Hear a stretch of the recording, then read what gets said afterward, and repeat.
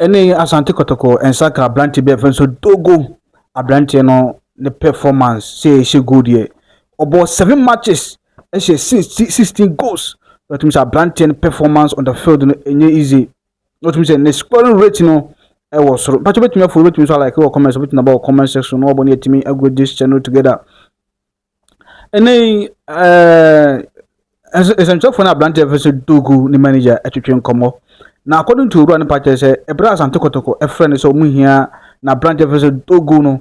According to Ablanten is also no free northern part of Ghana, the being parties Ablanten no free Nigeria, but according to Ablanten parties no free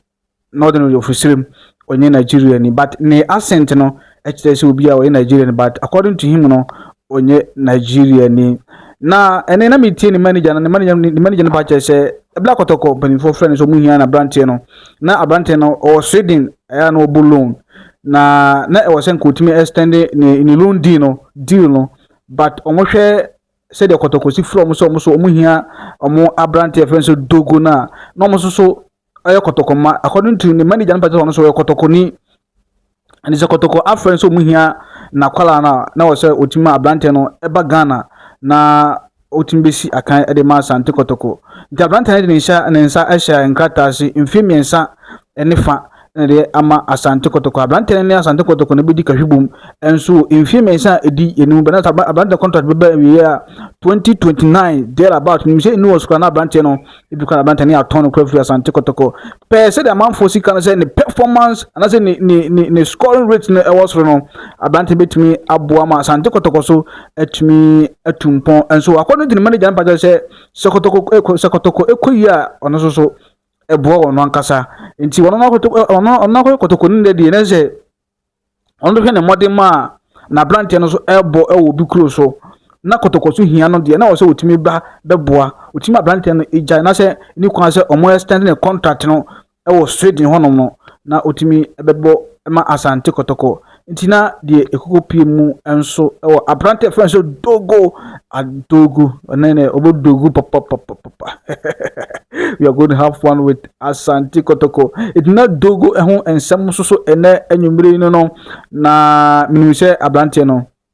obat na se yamana kwaba ba Asante Kotoko no so de se de ye kire no omo so hwe ne clips na nye easy minya clips no minya bi hwe de but omo hwe bi pa che Ablanti no we fantastic player papa we fantastic so nya chances be 5 crowd bet me ashini na we are going to have fun with Asante Kotoko also Ablanti versus Dogo the performance on the field no and na enenwumre no me bo mu nchiremu enso hono no na de ntia ma Ablanti no obi ananka Ghana say nka 19 bibenya kwan koduru amanone a nanka omeka so mo koduru abuchi nanka obi obo loan e was trading there otumi say nanka e hono eye pass trading nanka but according to the manager na pa say Mid City Ablanti no Ghana no bobo e Mid City FC wo Kumasi but the manager no the ntiama Ablanti no ebe pimo Asante Kotoko no ene na the manager no e the two edwa anase bia one of the radio stations ni be ene no atwetwe nkomo no saa na owura yi editu edwa enso hono de nam so Ablanti be pimo Asante Kotoko no ofri Sweden who turn to Asante Kotoko na je say Ablanti no ne modimo so eni yi hodi na je say eni obeko yi e de ama Asante Kotoko nti hwebe no Kotoko ni bibia ni Go Stars dance park bibia ni no kiane keno Ablanti no obetimi agina mu asisi akan e de amasa se coach ni feel say